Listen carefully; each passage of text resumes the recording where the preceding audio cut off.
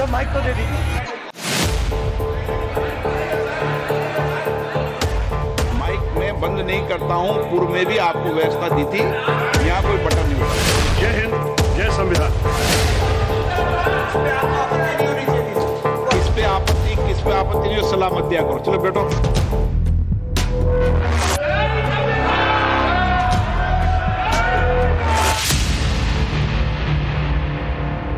Honourable members, भारतीय संसदीय परंपरा इतनी गिर जाएगी। This is what you have learned all your life.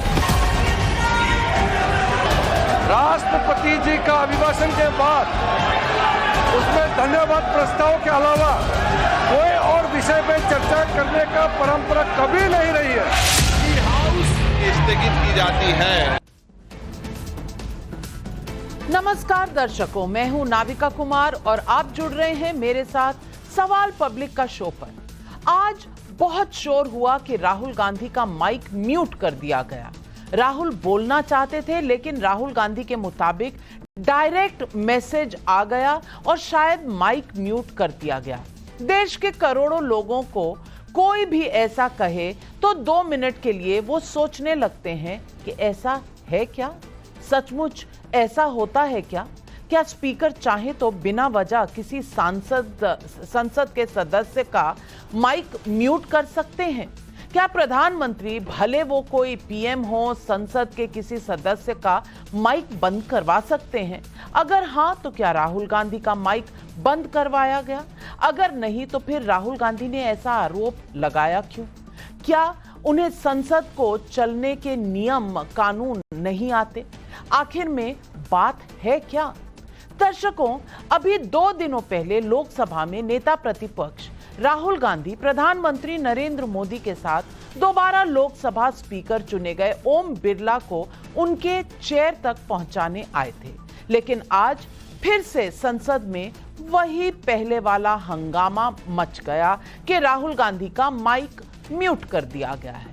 इधर लोकसभा में राहुल गांधी अपना माइक ऑफ होने का आरोप लगाकर स्पीकर ओम बिरला पर सवाल उठा रहे थे, तो उधर पक्षपात का आरोप लगाकर राज्यसभा में नेता प्रतिपक्ष और कांग्रेस अध्यक्ष मल्लिकार्जुन खड़गे ने राज्यसभा के चेयरमैन और उपराष्ट्रपति जगदीप धनखड़ की रूलिंग के खिलाफ वेल तक जाकर प्रदर्शन किया। यह सारा हंगामा इस बात का था कि संसद में बहस किस बात पर हो।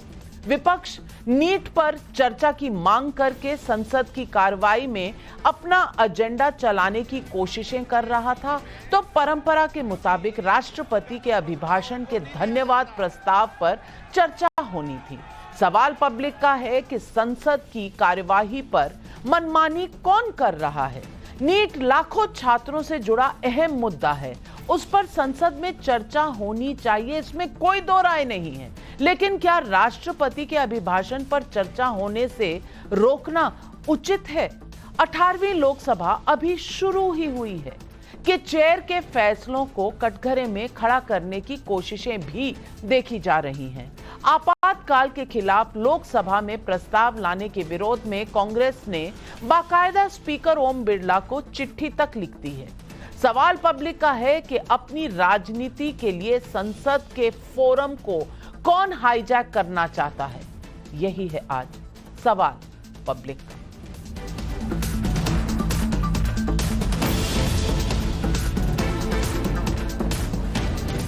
ये बात किसी से छिपी नहीं कि साल 2023 में एक ही सत्र में विपक्ष के 146 सांसदों के निलंबन होने की बात हुई थी। उसके साथ ये भी सच है कि हंगामा करने वाले सांसदों ने संसद की सारी मर्यादाएं तोड़ डाली थी। 18वीं लोकसभा में नई शुरुआत होनी चाहिए, कम से कम इस देश के लोग तो यही एक्सपेक्ट कर रहे थे। लेकिन संसद में अविश्वास कैसा है, इसे ऐसे समझिए।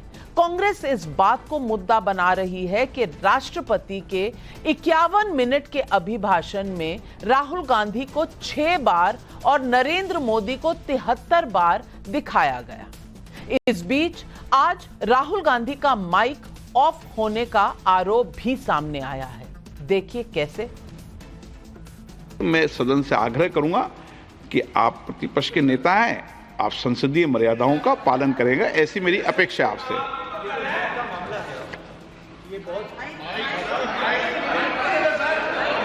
माइक मैं बंद नहीं करता हूं, पूर्व में भी आपको व्यवस्था दी थी, यहां कोई बटन नहीं होता। सर माइक तो दे दीजिए। मैं आपको पूर्व में बता चुका हूं कि आप विषय राष्ट्रपति भाषण में रखें, अभी आपका नहीं सर, कोई हम रिकॉर्ड में नहीं जाएगा, इसलिए मेरा आग्रह है उनको, हिंदुस्तान के जो स्टूडेंट्स हैं उनको हम जॉइंट मैसेज देना चाहते थे। हाँ दें आप। सुनिए, जॉइंट मैसेज देना चाहते थे ऑपोजिशन और सरकार के साइड से कि इस मुद्दे को हम जरूरी मानते हैं, और इसीलिए हमने सोचा था कि आज स्टूडेंट्स की रिस्पेक्ट करने के लिए हम नीट पर डिस्कशन करें। कल से लेकर आज के बीच संसद के दोनों सदनों में कई ऐसी घटनाएं हुई हैं जब बीजेपी के आरोपों के मुताबिक चेयर का सम्मान नहीं किया गया, तो वहीं विपक्ष के आरोपों के मुताबिक विपक्ष से पक्षपात हुआ।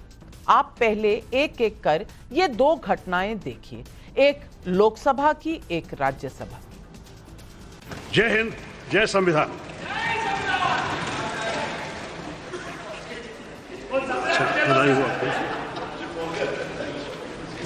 संविधान की शपथ तो ले ही रहे हैं, ये संविधान की शपथ है।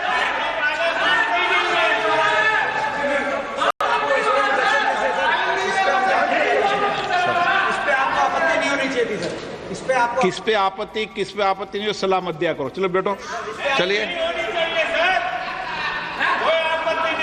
मैं अचंभित हूं, भारतीय संसदीय परंपरा इतनी गिर जाएगी कि प्रतिपक्ष के नेता वेल में आएंगे, डिप्टी लीडर वेल में आएंगे। Sagarika Ghosh, is this, have you come to this house, Sagarika Ghosh, for this purpose? Nothing will go on record, nothing will. Saket, you are virtually becoming a nuisance to yourself. You are virtually becoming a nuisance to yourself. And Mr. Derek O'Brien, you are becoming a director. You are becoming a director. And Sagarika Ghosh, you write column every week. This is what you have earned all your life. What's wrong with Priyanka Chaturvedi? What's wrong with you? बुधवार को ओम बिरला जब दोबारा Lok Sabha speaker चुने गए थे, तब राहुल गांधी ने एक ऐसी बात कही थी जिसे मैं आपके सामने रखना चाहती हूं। राहुल गांधी ने कहा था, सवाल ये नहीं कि सदन कितनी कुशलता से चलता है, सवाल ये है कि सदन में देश की कितनी आवाज सुनी जा रही है। विपक्ष की आवाज को बंद कर सदन को कुशलतापूर्वक चलाना एक गैर लोकतांत्रिक विचार है। राहुल गांधी ने जो कहा उस पर बहस हो सकती है, लेकिन यह नहीं भूला जाना चाहिए कि संसद की कार्रवाई में हर एक मिनट में 2.5 लाख रुपए और हर एक घंटे में करीब 1.5 करोड़ रुपए खर्च होते हैं, और ये टैक्स पेयर्स यानी हम जैसे लोगों का पैसा होता है, हमारी आपकी कमाई होती है। यहां मैं आपको संसद की कार्रवाई का एक और अंश दिखाना चाहती हूं, लेकिन ये यूपीए सरकार के समय का मामला है। बीएसपी प्रमुख मायावती ने 12 बजे के बाद राज्यसभा में कामकाज नहीं करवाए जाने का आरोप लगाया था। देखिए कैसे। 12 बजे के बाद रोजाना हाउस नहीं चल रहा है। नहीं, आप हाउस के चेयरमैन हैं, आपकी जिम्मेवारी है कि 12 बजे के बाद हाउस ऑर्डर में आप बैठ जाइए, ये प्रश्नकाल चल रहा है। कौन करेगा? आप रोज 12 बजे उठ के चले जाते हैं और हाउस चलता नहीं है, इसकी व्यवस्था कौन करेगा? प्रश्नकाल चलने दीजिए प्लीज। कैसे हाउस चलेगा ये? प्लीज प्रश्नकाल चलने दीजिए। ये क्या 12 बजे के बाद हाउस नहीं चलता है? कौन करेगा इसकी व्यवस्था? हाउस ऑर्डर में चलना चाहिए। हाउस सबके सहयोग से चलता है और चलेगा। इसकी जिम्मेवारी आपकी है। ये आपको देखना है। Thank you. नहीं तो इसका फैसला हो जाना चाहिए पहले। Thank you. 12 बजेंगे फिर आप नजर नहीं आएंगे। तो आज पब्लिक पूछ रही है सवाल पब्लिक का कि माइक म्यूट करने का आरोप लगाकर राहुल गांधी स्पीकर के ऊपर दबाव बना रहे थे या पक्षपात के आरोप में ये फैक्ट है। जय संविधान का नारा लगाने वाला विपक्ष स्पीकर और राज्यसभा चेयरमैन की बातों का सम्मान क्यों नहीं कर रहा? संसद में सरकार और विपक्ष के बीच अपने अपने राजनीतिक एजेंडे पर आर पार से जनता का कितना भला हो रहा है? यही सवाल आज पब्लिक पूछ रही है और इन सवालों के जवाब देने के लिए आज हमारे साथ जुड़ रहे हैं रोहन गुप्ता, प्रवक्ता हैं बीजेपी के, राजकुमार भाटी, प्रवक्ता हैं समाजवादी पार्टी के, आशुतोष जी वरिष्ठ पत्रकार, सुहेल सेठ मार्केटिंग गुरु हमारे साथ जुड़ रहे हैं। लेकिन मेरा पहला सवाल कमलाकर त्रिपाठी जी को जाता है जो कांग्रेस के नेता हैं। कमलाकर त्रिपाठी जी, मानती हूं कि एक चैप्टर था जहां कॉन्फ्रंटेशन था पिछले 10 सालों में, लेकिन अब एक नई शुरुआत हुई है। नई शुरुआत में विपक्ष के पास ज्यादा नंबर भी आए हैं, तो क्या इन नंबरों के साथ कहीं ना कहीं थोड़ी सी रिस्पॉन्सिबिलिटी भी होनी चाहिए कि नहीं? क्योंकि मैं इसीलिए कह रही हूं, 25-30 सालों से तो मैंने भी पार्लियामेंट कवर किया है। जब राष्ट्रपति का अभिभाषण होता है, भाषण के बाद अब उस पर एक थैंक्स प्रस्ताव पास होता है और उस थैंक्स प्रस्ताव के बाद ही कोई बिजनेस लिया जाता है। ये कन्वेंशन रहा है, रूल है कि नहीं मुझे नहीं पता, लेकिन कन्वेंशन यही रहा है। लेकिन अगर विपक्ष इस तरह से संसद रोकेगा और अपनी बात मनवाने के लिए कहेगा ये डिबेट कर लो, वो डिबेट कर लो, मैं पूछना चाहती हूं, अगर राष्ट्रपति अभिभाषण के थैंक्स मोशन पर बात भी करते तो राष्ट्रपति जी ने तो नीट की बात की थी। नीट की बात पकड़कर आप नीट पर बोल भी सकते थे, लेकिन नहीं, आपको चर्चा चाहिए थी सिर्फ नीट पर। आप अपना नंबर और अपना हक दिखाना चाहते थे। इस तरह से संसद कैसे चलेगा? नाविका जी, सबसे पहले तो आपको बता दूं कि नंबर्स और हक तो जो है सत्ता पक्ष दिखा रहा है। कन्वेंशन के हिसाब से डिप्टी स्पीकर का पद देकर के जो है वो कंसेंसस पे स्पीकर का इलेक्शन होना चाहिए था, लेकिन वो नहीं हुआ। बहुत सारी चीजें ऐसी हैं आज जो संसद में हो रहा है। आपको बताऊं, दुष्यंत कुमार जी का एक शेर है, तेरा निजाम है सिलदे जुबान शायर की, ये एहतियात जरूरी है इस बहर के लिए। हो ये रहा है कि जो इंपॉर्टेंट मुद्दे हैं, मैं ये मानता हूं कि एक परंपरागत तरीके से राष्ट्रपति के अभिभाषण पर धन्यवाद प्रस्ताव होता है, लेकिन एक विशेष परिस्थितियां बनी हैं इस देश में। देश के लाखों नौजवानों का भविष्य स्टेक पर है। ये पूरी सरकार पेपर लीक सरकार बन गई है और जिस तरीके से राज्यसभा में भी हमारे नेता मल्लिकार्जुन खड़गे जी ने 267 के तहत नोटिस दी कि अभी बाकी सारी कार्रवाइयों को सस्पेंड करते हुए ये एक इंपॉर्टेंट इशू है, इस पर चर्चा होनी चाहिए। आप जो भी कह रही थी ये ठीक है, राष्ट्रपति के भाषण के प्रस्ताव के दौरान भी हम उस चीज को भी उठा सकते थे, लेकिन उसमें सत्ता पक्ष के द्वारा विभिन्न डिफरेंट इश्यूज पर वार्ता होती, इस चीज पर वार्ता नहीं होती। हमने, और हमारा कौन सा एजेंडा है? हम पब्लिक का एजेंडा लेकर के चल रहे हैं। हम विपक्ष हैं और प्रतिपक्ष की ये हमेशा ये जिम्मेदारी होती है कि सत्ता पक्ष को सही रास्ते पर रखना, उसके द्वारा किए गए गलत कार्यों पे उसको आईना दिखाना, पब्लिक की चीज जो इंपॉर्टेंट चीज है उसको रखना। हमने बहस की मांग की थी ना, हम किसी के महिमा मंडन की तो मांग नहीं कर रहे थे। हमने बहस की मांग की और पब्लिक के इशू पर मांग की। वो हमने कौन सा गलत काम किया? और माननीय अध्यक्ष जी के तौर पर ये अपने पहले टर्म में भी वो कई बार सांसदों के म्यूट कर चुके हैं। म्यूट ही नहीं कर चुके हैं, 15-15 मिनट के भाषण एक्सपंज कर दिए गए, पूरे भाषण एक्सपंज कर दिए गए। और उसी लोकसभा में रमेश विधुड़ी जी जिस तरीके की भाषा प्रयोग करते हैं, जो नीलांजना जी जो भाषा प्रयोग करती हैं रामजादे, और उसके बाद का वर्ड मैं आपके चैनल पर नहीं लेना चाहता, ये सारी चीजों के बावजूद एक्शंस नहीं होते, एक्शंस कोर्सिव एक्शंस होते हैं विपक्ष की आवाज को दबाने के लिए। चलिए आप मुद्दे उठाइए, आपका हक है। आपने मणिपुर का मुद्दा पिछले लोकसभा में उठाया था, लेकिन जब जवाब आ रहा था ना आपने जवाब चलने दिया, ना आपने बैठकर सुना, वॉकआउट कर दिया। जब भी हर चीज पर आपने वॉकआउट कर देना होता है। लेकिन रोहन गुप्ता जी मेरा सवाल आपसे यह है, अगर नीट की परीक्षा पर डिबेट चाहती है विपक्ष, तो ये तो जनता का मुद्दा है, लाखों बच्चों का मुद्दा है, लाखों स्टूडेंट्स का मुद्दा है, तो इस पर आप ही मान जाते।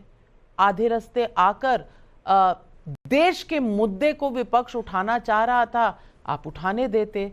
कोई तो उदारता दिखाएगा तभी तो चलेगा। अगर किसी परिवार में भी कोई रहता है, एक लड़ता है, दूसरे को चुप होना पड़ता है ताकि परिवार में शांति बनी रहे। क्या संसद कभी एक परिवार होगा या इसी तरह का वन अपमैनशिप चलता रहेगा कि चित भी मेरी पट भी मेरी? देखिए नविका जी, 2 दिन पहले भी आपके सब डिबेट चल रहा था, मैंने एक चीज कही थी कि इस बार विपक्ष ने तय किया है कि एक सांकेतिक हमको एक मैसेज देना है कि हमारा नंबर बड़ा है। पर देश की जनता देख रही है कि अगर विपक्ष का नंबर बड़ा है, अगर उसका फायदा जनता को नहीं होगा तो ये तो सिर्फ विपक्ष अपने फायदे के लिए सब चीज कर रहा है। देखिए विपक्ष के अप्रोच में सकारात्मकता और गंभीरता दोनों की कमी है। हम सब जानते हैं नविका जी, आपने भी सालों से संसद को कवर किया है कि एक हमारी परंपरा होती है कि जब विपक्ष राष्ट्रपति जी का अभिभाषण पे प्रस्ताव होता है तब एक डिस्कशन होता है और सारे मुद्दे आप उसमें कवर कर सकते हैं। पर नहीं, परंपरा की 2 दिन पहले आपके वहीं डिबेट पे ये बात चल रही थी कि परंपरा है कि डेप्यूटी स्पीकर पद जो है विपक्ष को दिया जाए। अब 2 दिन में विपक्ष परंपरा को भूल गया। कौन ना बोलता है? नीट का मुद्दा सीरियस मुद्दा है। सरकार ने पहले भी कहा, मंत्री जी ने पहले दिन उसकी जिम्मेदारी ली, कहा कि हम लोग इसके ऊपर बहुत गंभीर हम चर्चा चाहते हैं, हर सवाल का जवाब देंगे, आप जो सुझाव होंगे वो भी हम करेंगे। पर अगर नियत में ही खोटे तो फिर क्या होगा नविका जी? क्या आपको नहीं लगता है कि जो हमारी परंपरा है संसद की, राष्ट्रपति जी के अभिवादन पे चर्चा की जो बात है वो होकर भी ये चीज हो सकती थी? क्या आपको नहीं लगता है कि अगर विपक्ष इस मामले पे गंभीर होता, अगर चर्चा सही में चाहता, तो ये चर्चा होने के बाद समय मांगता आपको, सरकार उनको समय देती, डिस्कशन होता और कुछ जो फलश्रुति में अगर कुछ सजेशन आते वो इंप्लीमेंट करके जो बहुत बड़ा दूषण हमारे विद्यार्थियों को, हमारे छात्रों को परेशान करे, उसके सामने सोल्यूशन करे। पर नहीं, माइक बंद कर दिया, हमको बोलने नहीं दिया गया, हमारा जो है अभिभाषण पे हमको चर्चा नहीं करनी। ये जो है, ये विपक्ष जो है, आज विपक्ष में रह के जो तानाशाही की बात, ये जो आरोप सरकार पे लगा था, ये तानाशाही तो आज विपक्ष कर रहा है। आज भी सत्ता पार्टी विनम्रता से उनको रिक्वेस्ट करी है कि प्लीज इसको आप परंपरा को ना तोड़े। आज स्पीकर साहब ने भी इतनी विनम्रता से बात की कि आप सब जानते हैं, सालों से आप संसद में हैं, कि एक प्रक्रिया है, उसको आप पालन कीजिए और आप जो डिस्कशन चाहिए, जितना समय चाहिए, जब तक डिस्कशन आपको करना है, सरकार वो डिस्कशन के लिए तैयार है। पर नहीं, ये जो अहंकार है नविका जी, इसलिए मैं 2 दिन पहले आपके वहां कह रहा था, उनको एक मैसेज देना है कि हमारा नंबर जो बड़ा है, तो अरे आप जनता के मुद्दे पे अगर आप सक्रिय सकारात्मक नहीं रहेंगे, गंभीर नहीं रहेंगे, तो ये बढ़ी हुई संख्या कोई फायदा नहीं होगी। ये तो काउंटर प्रोडक्टिव हो रहा है, राजकुमार भाटी जी, अगर विपक्ष ये दिखाना चाहता है कि वो हमेशा सही काम करता है, तो मैं एक नजारा आपको दिखाना चाहती हूं। क्या कैसे कहा गया था चेयरमैन ऑफ राज्यसभा जगदीप धनखड़ के लिए दिसंबर 2023 में? देखिए। एक minute mister Raj, you are lawyer, I am you are lawyer, I am mister नारिंगन is not a good lawyer. How many cases you know? I am done in supreme court. I get must understand. My spine is so straight.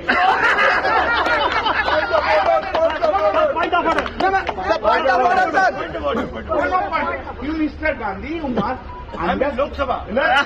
आपने देखा, आपको याद ही होगा ये video, कल्याण Banerjee chairman Rajya Sabha की किस तरह से नकल उतार रहे थे और उनकी रीढ़ की हड्डी की बात कर रहे थे। वहां सामने माननीय आज के लोकसभा में प्रतिपक्ष के नेता राहुल गांधी फोन पर वीडियो बना रहे थे, उनके साथ केसी वेणुगोपाल खड़े थे और यूं मखौल बनाया जा रहा था चेयरमैन राज्यसभा का।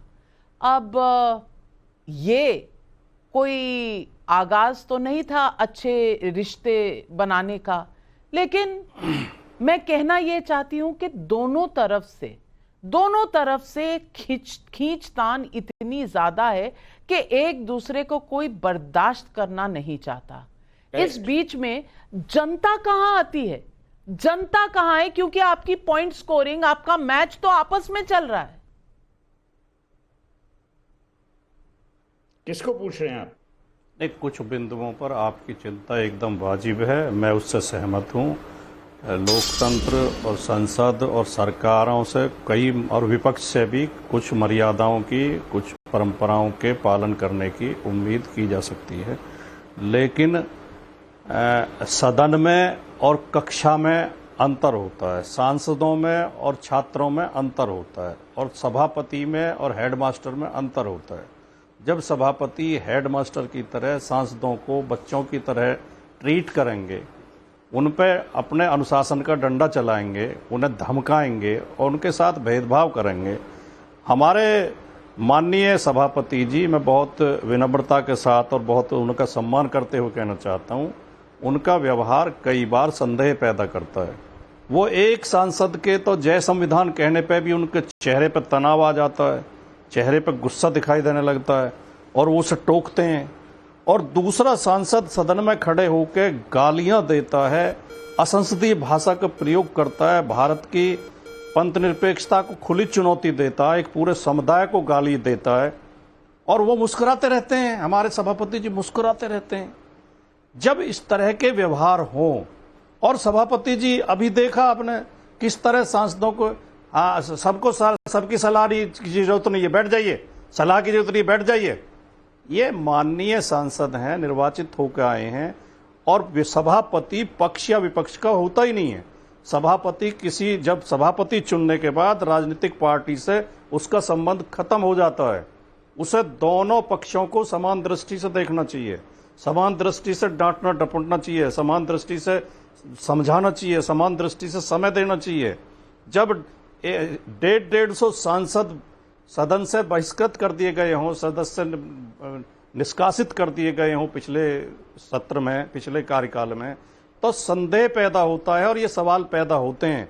और आखिर में एक बात और कहना चाहूँगा, मैं बहुत मतलब जरूरी बात, कि नीट का सवाल उठाना चाहते थे। नीट का जो मसला है कोई मामूली मसला नहीं है, और जब तो और ज्यादा महत्वपूर्ण हो जाता है कि हमारे सभापति महोदय कोटा से आते हैं, जो कोटा प्रतियोगी छात्रों का, खासतौर से मेडिकल जो एंट्रेंस के छात्रों का हब है।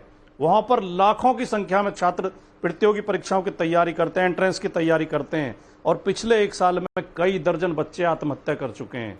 ये हमने इतनी बोझिल सिस्टम बना दिया है परीक्षाओं को, इतना हमने उनका विश्वास खत्म कर दिया, अविश्वसनीय बना दिया, उनकी शुचिता खत्म कर दिया, पवित्रता खत्म कर दी। मैं बिल्कुल आपसे सहमत हूं कि ये नीट का मुद्दा बहुत अहम है, पर अगर आप थोड़ी सी चतुराई दिखाते तो नीट का मुद्दा आप लेकर आते, राष्ट्रपति के अभिभाषण के तहत भी ला सकते थे, क्योंकि नीट की चर्चा राष्ट्रपति के भाषण में हुई थी। लेकिन अगर आपका ऑब्जेक्टिव ही यही था, आपका लक्ष्य ही यही था कि हमने किसी न किसी तरीके से पूरे संसद के कार्य को स्थगित करना है, उसमें रोड़े अटकाने हैं, तो आप कोई भी मुद्दा ले लीजिए, आप किसी मुद्दे पर कुछ भी नहीं डिस्कस होने देंगे। और नीट का मुद्दा अपने आप को दिखाने के लिए कि भाई हम ही हैं स्टूडेंट्स के रक्षक, आप खड़े हो गए। लेकिन क्या नीट का मुद्दा हुआ डिस्कस? नहीं हुआ, क्योंकि परंपरा रही है कि पहले अभिभाषण पे धन्यवाद मोशन होता है और उसके बाद कोई भी डिस्कशन। आप राष्ट्रपति के धन्यवाद मोशन पर भी ये मुद्दा ला सकते थे, लेकिन सुहेल सेठ इन्होंने ऐसा नहीं किया। और मैं मानती हूं कहीं ना कहीं देखने वाला भी देख रहा है, अरे, और इन्होंने तो फिर थोड़े से अच्छी तरह कहा, जिस तरह से सभापति ने दीपेंद्र हुड्डा को कहा, उन्होंने कहा अरे बैठो, बैठ जाइए भी नहीं कहा था, अरे बैठो कहा था। इस तरह शायद सभापति को भी नहीं कहना चाहिए था। हम संसद के बाहर हैं, कह सकते हैं, जो संसद के अंदर होता है वो नहीं कह सकता। लेकिन बहाना अगर तलाशना है तो कोई भी तलाश लीजिए, संसद नहीं चलने देनी, क्या यही उद्देश्य है विपक्ष का? मैं समझता हूं कि संसद को बंद ही कर देना चाहिए, क्योंकि जो शर्मनाक बातें वहां हो रही हैं इससे किसी का लाभ नहीं। और पॉलिटिकल पार्टीज जो भी हो, अब वो दे बिकम सो शेमलेस, उन्हें शर्म ही नहीं। आप मुद्दा उठाते जाएंगे नाविका जी, उनको कोई फर्क ही नहीं पड़ेगा। नंबर 1। नंबर 2, मैं आपसे एकदम सहमत हूं, जो ओम बिरला ने जिस भाषा की यूज की, वो भाषा एक सभापति की होती नहीं है।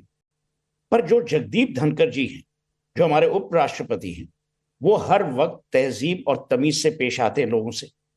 कल्याण बैनर्जी ने जो कहा, अगर मैं सभापति होता मैं उनको एक्सपेल करता, क्योंकि ये जगदीप धनखड़ की तौहीन नहीं, सिर्फ उनकी तौहीन ही नहीं है, ये एक कॉन्स्टिट्यूशनल पोस्ट की तौहीन है, पार्लियामेंट्री डेमोक्रेसी की तौहीन है। कोई पार्लियामेंट्री डेमोक्रेसी जिसके ठेकेदार ये बनना चाहते हैं। नंबर 3, आज हमारी जो देश की स्थिति है, हम प्रोग्रेस कर रहे हैं, सब ठीक ठाक चल रहा है। मैं ये नहीं बोल रहा कि everything is perfect. Rahul Gandhi leader of opposition है। एज लीडर ऑफ ऑपोजिशन एक घर की गरिमा, एक संसद की गरिमा भी रखना उचित है। अब राहुल गांधी को यह सोचना पड़ेगा कि वो एक्टिविस्ट है कि लीडर ऑफ ऑपोजिशन है। जो आज मल्लिकार्जुन खड़गे ने किया वो बहुत ही शर्मनाक था। I can expect it from a first term MP. अगर आप लीडर ऑफ ऑपोजिशन इन राज्यसभा हैं और आप हाउस के वेल में जाते हैं, तो आप अपनी तौहीन अपने आप ही इनवाइट कर रहे हैं। अब मैं समझता हूं कि जो दीपेंद्र हुडा ने कहा वो सही कहा, उसमें कोई गलत नहीं था। उन्होंने एक प्रश्न पूछा ओम बिरला को, पर जिस तरीके से ओम बिरला जी ने जवाब दिया, वो ओम बिरला जी का जवाब ठीक नहीं था। और अगर यही जवाब क्वेश्चन आंसर होते रहे, तो लोग पता है क्या कहेंगे? लोग कहेंगे कि हमने गुंडे चुने हैं, हमने अनपॉपुलर लोग चुने हैं। ये क्या आप चाहते हैं? मैं समझता हूं कि Rahul Gandhi has now come of age. जो आप जो कह लो, और मैं ना बीजेपी का हूं ना एसपी का हूं, मैं समझता हूं कि राहुल गांधी के लिए अब ये बहुत ही इंपॉर्टेंट है कि वो पुराने राहुल गांधी से हटके एक नए राहुल गांधी बने, जो रिस्पॉन्सिबिलिटी के साथ, अकाउंटेबिलिटी के साथ, विनम्रता के साथ। ये देखिए, ये मजाक उड़ाने ना आप स्कूल में करते हैं जब आप बच्चे होते हैं। राजकुमार जी ने सही कहा कि भाई स्कूल बच्चों की तरह आप क्यों इनको ट्रीट करते हो? अगर आपका व्यवहार वैसा होगा, ट्रीटमेंट भी वैसी होगी। मैं यही विनती करूंगा कि आज हम एक नए पार्लियामेंट के सेशन में हैं। थोड़ी सी तहजीब, थोड़ा सा प्यार, थोड़ी सी विनम्रता में किसका क्या जाएगा? आपको मुद्दे डिस्कस करने, नाविका जी जैसे आपने कहा, आप मुद्दे डिस्कस कर सकते हैं शांति से। हर वक्त कुश्ती का माहौल पार्लियामेंट में बनाने से बहुत सही कहा सुहेल सेठ जी ने। और मैं फैक्ट चेक करना चाहती हूं राजकुमार भाटी जी, थोड़ा आपको भी फैक्ट चेक कर दूं। आपने बात की रमेश भिदूरी की। जब रमेश भिदूरी जी बोल रहे थे, उस वक्त सभापति कौन था? मैं आपको तस्वीरों में दिखाना चाहती हूं। इन तस्वीरों में के सुरेश, जिन्हें आप स्पीकर बनाना चाहते थे, वो पीठासीन थे उस वक्त वहां ओम बिरला जी नहीं बैठे थे। चाहते तो कुछ भी कर सकते थे, एक्सपेल कर सकते थे। अब ये मुद्दा भी अगर, और ये देखिए के सुरेश जी बैठे हैं और लिखा भी हुआ है, लिखा आ रहा है कि कोडी कुन्निल सुरेश चेयर में हैं और रमेश भिदूरी जी मैं आवाज नहीं सुना सकती क्योंकि ये सारी प्रोसीडिंग एक्सपंज्ड है। आवाज नहीं सुना रही हूं, सिर्फ तस्वीरें दिखा रही हूं। अब राजकुमार भाटी जी, फैक्ट चेक के बाद कम से कम आप ये बता दीजिए कि इसके लिए भी जिम्मेदार ठहराना ओम बिरला जी को कितना सही है?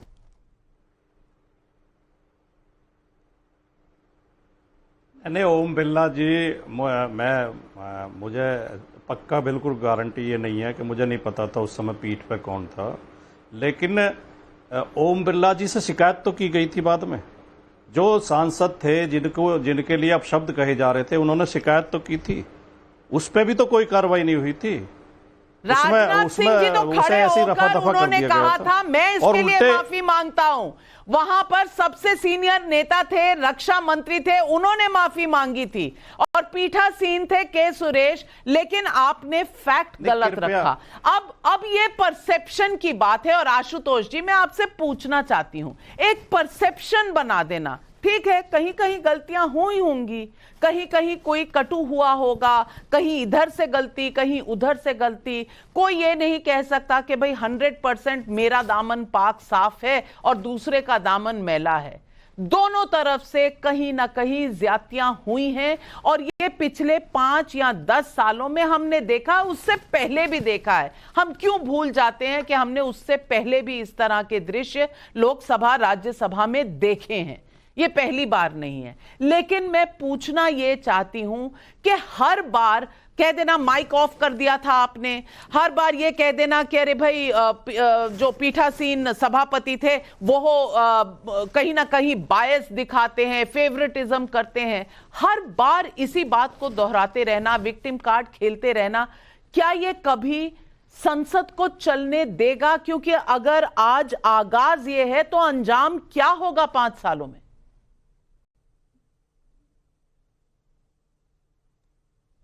ये बहुत आसान है। नहीं क्या? ये आपका माइक मैंने म्यूट नहीं किया। इससे पहले कि आप मैंने भी नहीं कहा कि आपने मेरा माइक म्यूट किया है। इससे पहले कि आप मुझ पर तोहमत लगाएंगे, आपका माइक आप ही के कंट्रोल में है। कम से कम मैं दर्शकों को बता दूं कि सभापति की तरह मेरी गत मत बनाइएगा। नाविका जी, एक चीज तो बड़ी महत्वपूर्ण है कि मुझे लगता है पिछले 10 साल से सिर्फ और सिर्फ विपक्ष की गलतियां हैं। वो विपक्ष क्यों है, ये उसकी सबसे बड़ी गलती है। उसको सत्ता पक्ष में हो जाएगा तो कोई गलती उसकी नहीं होगी। अब राहुल गांधी बेचारे क्या करें, कांग्रेस पार्टी के हैं तो जाहिर सी बात है सरकार उनको पसंद नहीं करती है और पसंद करना भी नहीं चाहिए, क्यों पसंद करेगी। लेकिन 2-3 चीजें बड़ी महत्वपूर्ण है। पहली बात यह है कि जगदीप धनखड़ जी के पहले वेंकैया नायडू जी राज्यसभा के सभापति थे और ओम बिरला के पहले सुमित्रा महाजन थी वहां पे स्पीकर। आप किसी भी विपक्ष के सांसद से पूछ लीजिए, मेरी गारंटी है कि इन दोनों के कंडक्ट को लेके नाराजगी हो सकती है, लेकिन सम्मान हर विपक्षी सांसद के मन में था। वेंकैया नायडू जी इतने सीजन्ड आदमी थे, सुमित्रा महाजन जी इतने सीजन्ड आदमी थे, उनको मालूम था कि सदन कैसे चलाना है, सांसदों के साथ कैसे बर्ताव करना है और किस तरीके से उनको हैंडल करना है। ये प्रॉब्लम जो है ये जगदीप धनखड़ जी के आने के बाद क्यों शुरू हुई और ओम बिरला जी के आने के बाद क्यों शुरू हुई, इस पर भी चर्चा होनी चाहिए। मैं इस डिबेट में जा ही नहीं रहा हूं कि सुमित्रा महाजन जी को लोकसभा का टिकट क्यों नहीं दिया गया। मैं उस डिबेट में नहीं जा रहा हूं कि आपको भी अच्छी तरीके से मालूम, मुझे भी अच्छी तरीके से मालूम। सवाल इसी बात को लेकर यह है कि अगर जो बात अभी आपने के सुरेश के बारे में बात कही, जहां तक मुझे याद पड़ता है के सुरेश जी मलयालम के हैं, उनकी हिंदी उतनी अच्छी नहीं है, इसलिए उनके ऊपर यह दोष दे देना कि उन्होंने कार्रवाई नहीं की। लेकिन जिस भाषा का इस्तेमाल विधूड़ी जी ने किया था, उसके बाद ओम बिरला को उनके खिलाफ इतना एग्जेम्पलरी एक्शन लेना चाहिए था कि हिंदुस्तान के संसद में कोई भी सांसद की इतनी हिम्मत ना पड़े कि किसी माइनॉरिटी के आदमी को सभा में इतनी इस भाषा में इस तौहीनी के साथ बात कर सके। लेकिन ओम बिरला जी ने वो कार्रवाई नहीं की और इसलिए उनको यह अधिकार नहीं है किसी दूसरे सांसद को यह बताने का कि आप कैसे डिसिप्लिन करेंगे, कैसे अनुशासन करेंगे। क्योंकि स्पीकर और सभापति जो मैंने पढ़ा, जितना मैं जानता हूं कि सबसे अच्छा स्पीकर वो होता है, सबसे अच्छा सभापति वो होता है जो सदन में सबसे कम बोलता है, जो सबसे ज्यादा आज की तारीख में बोल रहे हैं। हर सांसद से ज्यादा तो जगदीप धनखड़ की आवाज सुनाई पड़ती है। तो भाई अगर आपको भी तो अपने ऊपर नियंत्रण रखना पड़ेगा। एकदम गलत बात है। मैं आशुतोष से एक ही मेरा डिफरेंस है, जगदीप धनखड़ जी हर वक्त बड़े तमीज से और तहजीब से पेश आते हैं, हर वक्त। और वेंकैया नायडू का तो एक अलग ही स्टाइल था। अब आशुतोष, आपका स्टाइल और अरविंद केजरीवाल का स्टाइल अलग है, इसलिए आप में नहीं है, तो वो भी बात सही है। अब धनखड़ जी का स्टाइल अलग है, पर वो हर वक्त तमीज और तहजीब से और लोगों को इंक्लूसिव लेने की कोशिश करते हैं।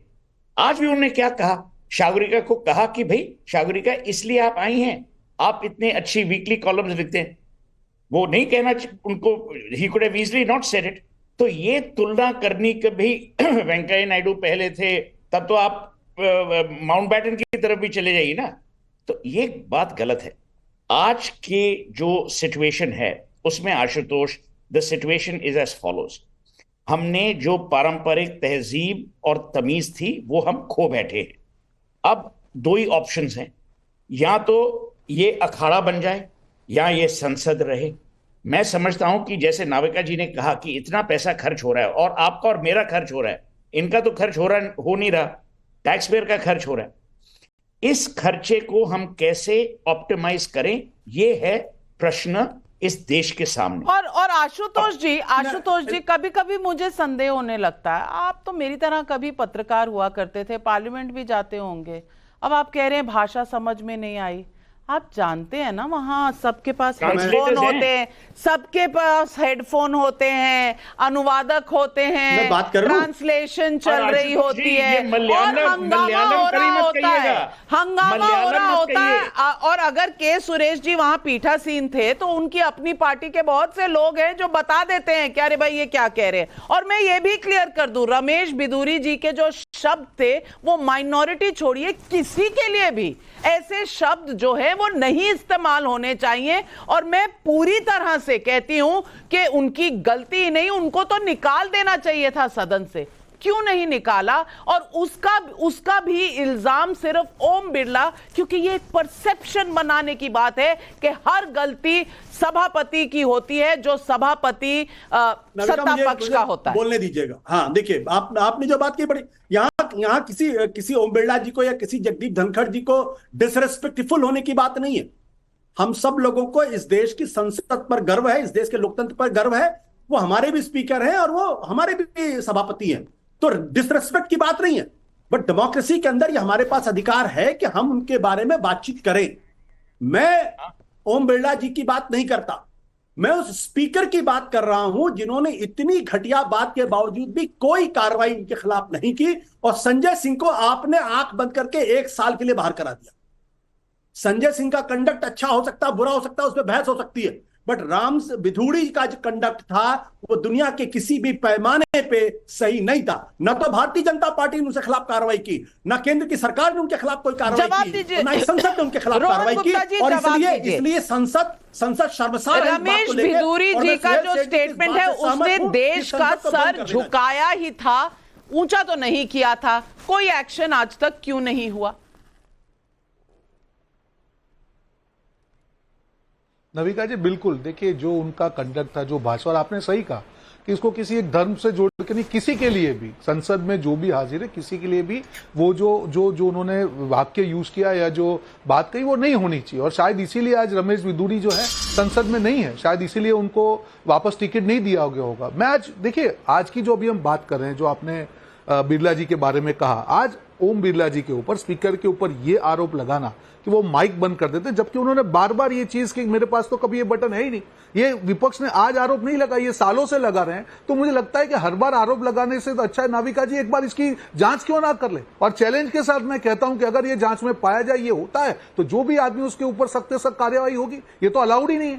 तो आप जैसे ईवीएम पे सवाल उठाते हैं वैसे मैं आपसे पूछना चाहती हूँ, अगर संसद की प्रतिक्रिया आप पूरा कवर करें तो आपको पता चलेगा कि वहां साउंड के पूरी पैनल होती है, टेक्नीशियंस होती हैं, और साउंड का स्विच ऑफ करना ऑन करना जो है 2 लोग वहां बैठे होते हैं।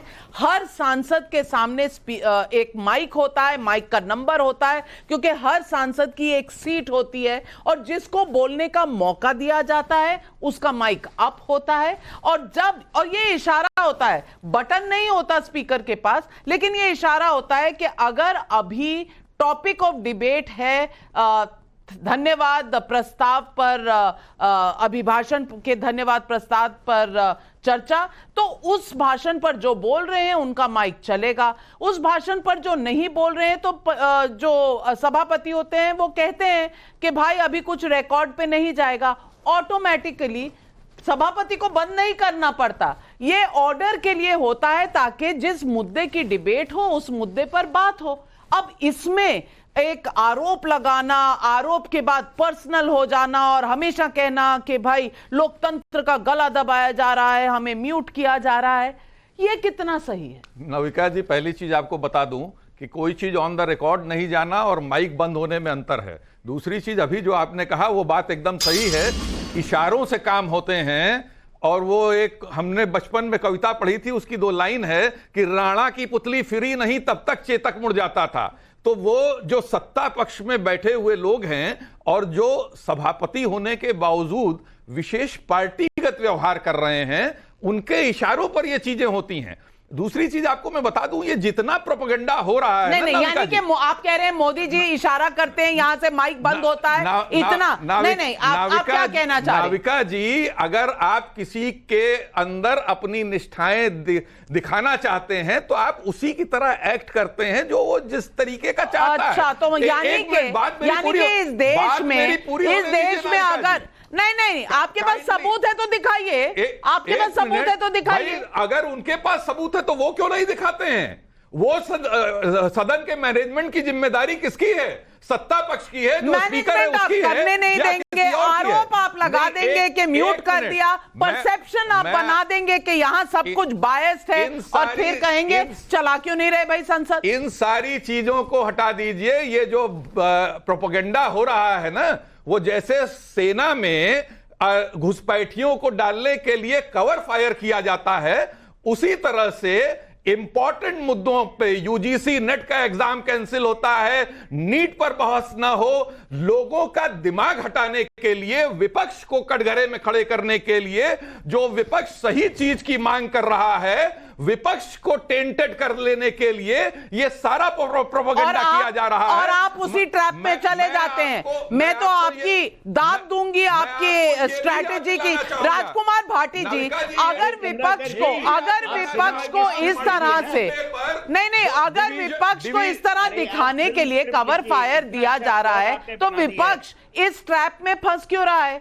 मैं तो कह रही हूं कि अगर जरा भी स्ट्रैटेजी होती तो विपक्ष राष्ट्रपति के अभिभाषण के धन्यवाद प्रस्ताव पर बात करने के शुरू करके नीट की बात कर लेता।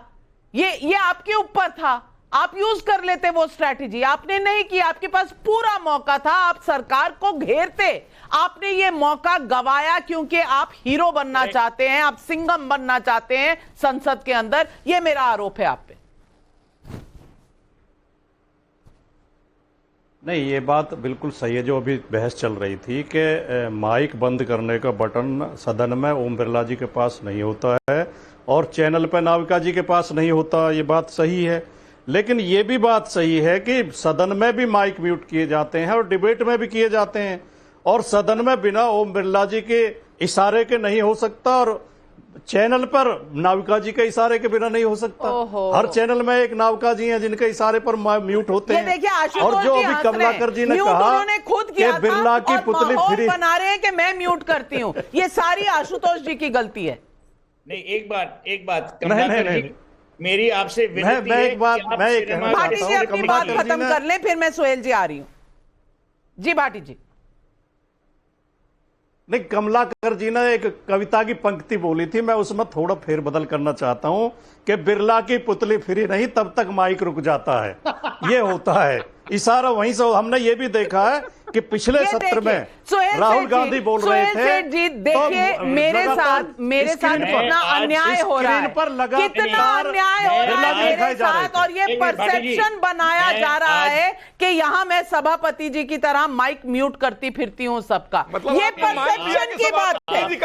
नहीं, ये आरोप आपका है भैया, आप मुझसे स्मार्ट नहीं हो सकते। मैं 35 सालों से यही काम कर रही हूँ। नाविका जी, मैं आपसे कोई आपको व्यक्तिगत नहीं कह रहे, गिला शिकवा नहीं है। मैं सिर्फ ये कहना चाहता हूँ दो चीजें।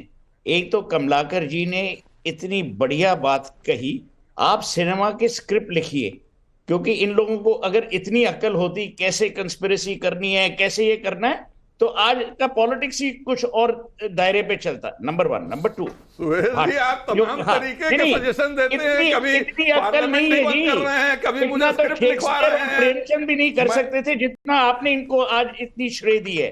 ये तो शेक्सपियर और प्रेमचंद दोनों की जोड़ी इतना नहीं कर सकती। नंबर 1। नंबर 2, हमारा मुद्दा क्या है? हमारा मुद्दा है कि संसद इसलिए चलना चाहिए क्योंकि उसमें लॉज पास होती, वो हमारी डेमोक्रेसी का एक सिंबल है। अगर उसी को हम लोग और उसी की गरिमा को अगर हर वक्त हम उसको नीचे दिखाएंगे तो फिर डेमोक्रेसी का क्या फायदा? बिल्कुल, और क्या फायदा? पब्लिक के सवाल चलिए तो आप